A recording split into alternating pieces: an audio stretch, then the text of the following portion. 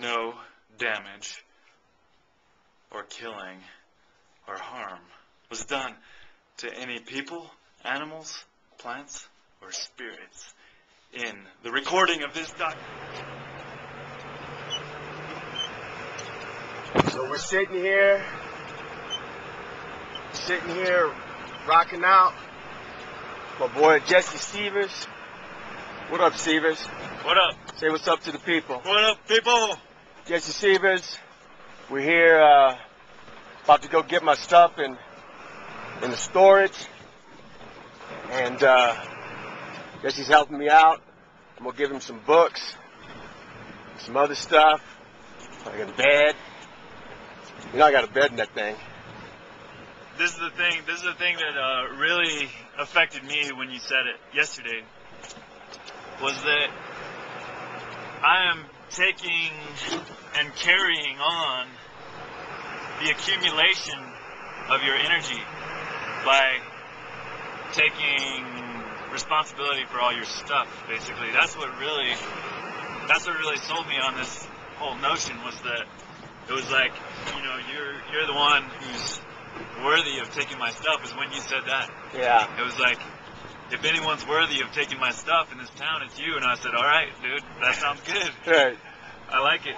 I will happily carry on the karmic accumulation that you've built up in this town since you've been here. So I'm all about it, dude. Be careful who you accept gifts from, young man, young Padawan. Oh yeah, dude, I'm being careful, all right. Yeah, go straight into it. I'm like on high editorial mode, dude. I'm editing what I accept into my life big time right now. And, good.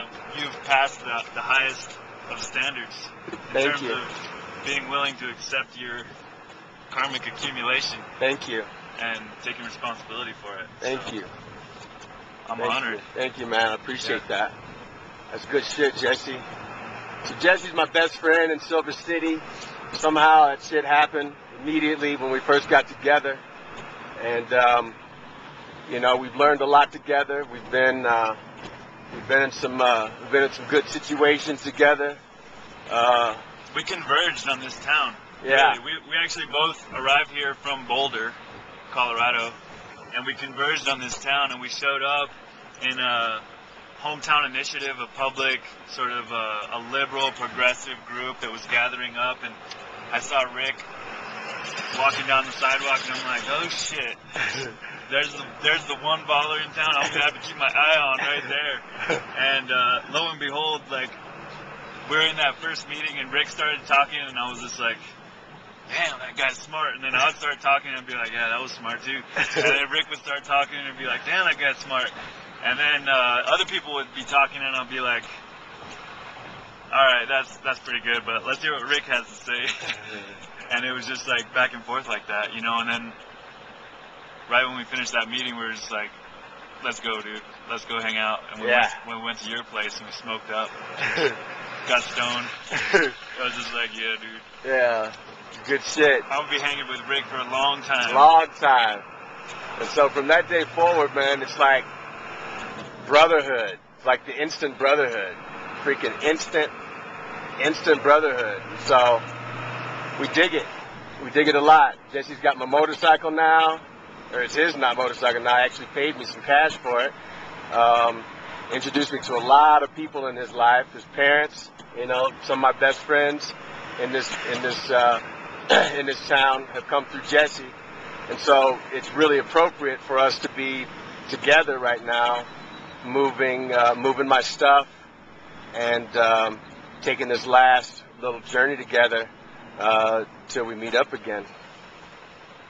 And you know, we converged on Earth together too, man. Think about like the infinite times and places that we could have converged.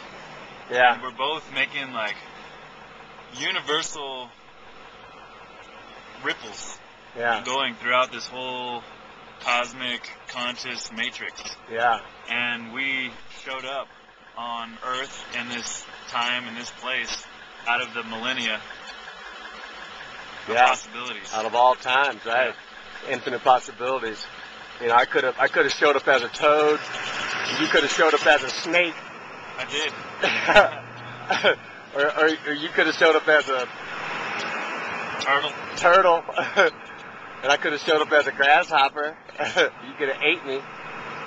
But, you know, we show up as two fucking lions, two monsters of the fucking Midway, and it's pretty cool. It's really cool. So let's just show the people a little bit, Silver City, see what we're doing here. Driving down 90, Highway 90 right now. I'm gonna go to the storage locker up on up a ridge road. So a lot of things about mine and Jesse's relationship that has transformed a lot of the way that I've done things, that I've learned to do things in my life. Let's just turn this on me for a little bit and see what we got. And you know, one thing that's happened in my life since I've met Jesse is that I've learned to just accept brothers as brothers, and when the brotherhood shows up, the brotherhood has to respond. And I've learned to do that by being with Jesse.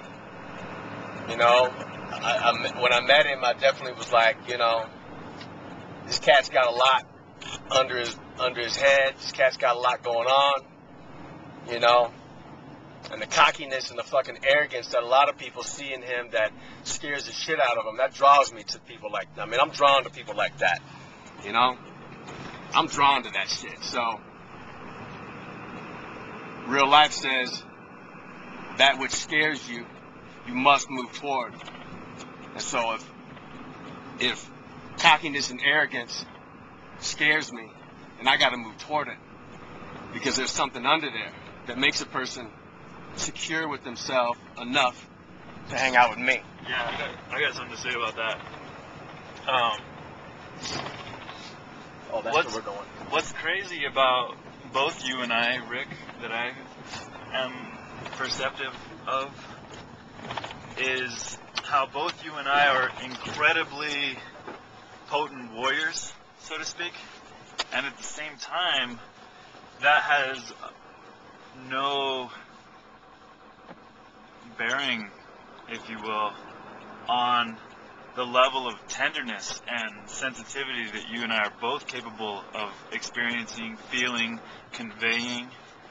And so that's what is, I feel like, is one of the things that we both recognized in one another, was that while you and I are both badasses and are capable of, you know, like playing some major league hardball in all kinds of realities, we're also both incredibly tender-hearted individuals, and so we've grown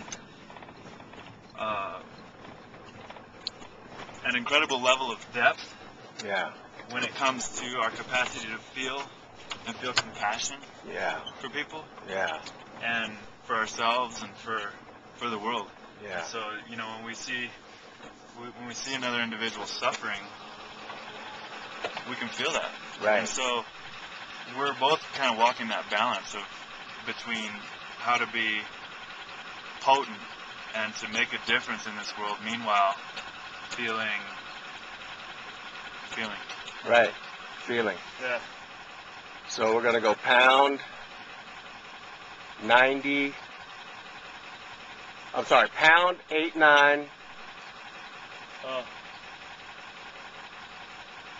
1942. See, dude? You already knew? I just entered it in. You didn't even. I was entering it in before you were even telling me. Okay. And I opened it. I got my own. I got my own storage thing here. Okay. But you can edit that part out. We'll just do the magic. But mine is gonna be gone here real soon. Let's go to 89 right up here. That's where we're headed.